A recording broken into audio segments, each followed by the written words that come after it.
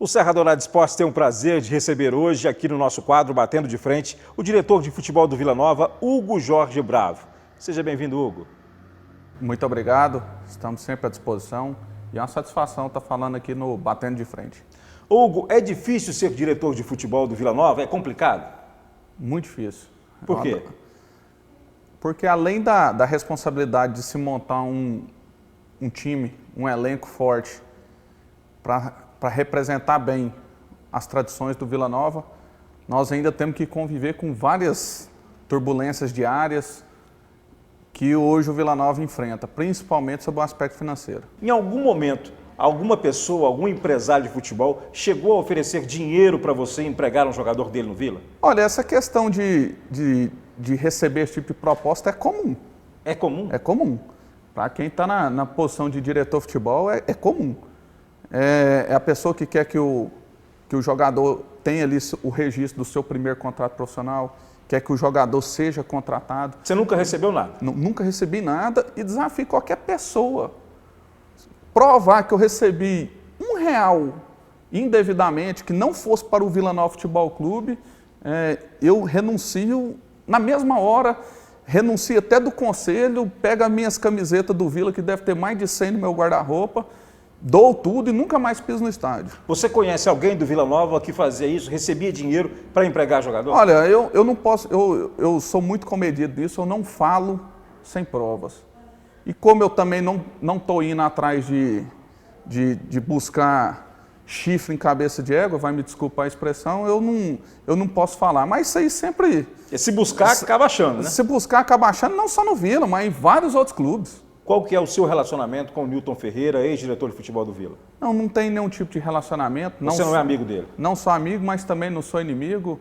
Então, nós temos uma relação que se interrompeu ali em 2013, nunca mais nos falamos e ficou por isso mesmo. Essa relação foi interrompida porque ele te tirou da função de diretor de futebol? Não, na verdade eu não quis participar mais da gestão do futebol do clube. Por causa de conflitos com ele? Por conflitos de ideias. É bom que se diga, nunca nada de questões pessoais, mas um conflito de ideias. E nós, naquele momento, que era no início do campeonato, nós estávamos na segunda colocação do Campeonato Brasileiro da Série C, resolvemos sair para não ter um problema futuro que viesse a prejudicar o clube. Nós não recebíamos nada do clube, estávamos apenas ali como um colaborador. Então, a nossa posição foi de que a saída naquele momento seria a melhor solução. O Nilton Ferreira fez mal para o Vila Nova, na sua opinião?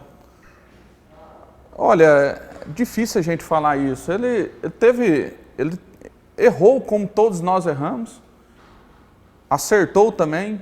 Então, os resultados de 2014 não me permitem falar que foram bons. O que de mais grave você cita que aconteceu na gestão passada que tanto atrapalha vocês agora, o trabalho de vocês? Não, os 2 rebaixamentos. Lógico que quem estava lá não desejou isso em momento nenhum, mas os 2 rebaixamentos trouxe aí, pelo menos, um prejuízo de 6 a 7 milhões para o clube. Isso é uma quantia extraordinária perto da nossa receita de hoje. Você não recebe nada para trabalhar no Vila? Não recebo nada. Pelo contrário, todo mês nós temos que deixar a nossa contribuição lá dentro. Você não recebe e ainda paga para o Vila? Não recebe e ainda paga. Essa é a nossa grande diferença de... O que você paga no Vila? Por questões estatutárias, mensalmente nós temos que pagar, eu como sou o conselheiro, a quantia de meio salário mínimo. E além disso aí, sempre tem um problema ou outro que você tem que estar administrando, aqueles incêndios em que você tem que ficar pagando quase que diariamente. Você já colocou muito dinheiro no Vila, Hugo? Não, assim, coloquei pouco para o Vila, mas muito para mim. Deve ter aí uns 4 anos de conselho já pago aí pela frente. Você pagou antecipadamente? Isso é costume.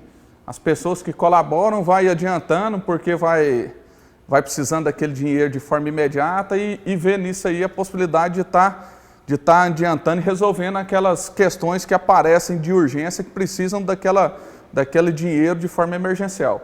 Então, assim, até voltando ao assunto, enquanto os outros diretores de futebol às vezes ainda têm tempo e ainda recebem e muito bem para isso, Muito bem. Nós não temos tanto tempo e, pelo contrário, a gente paga para ajudar.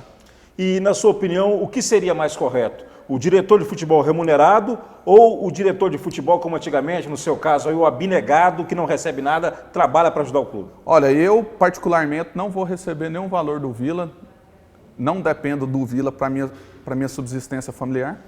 Então, enquanto a gente puder colaborar, nós estaremos colaborando.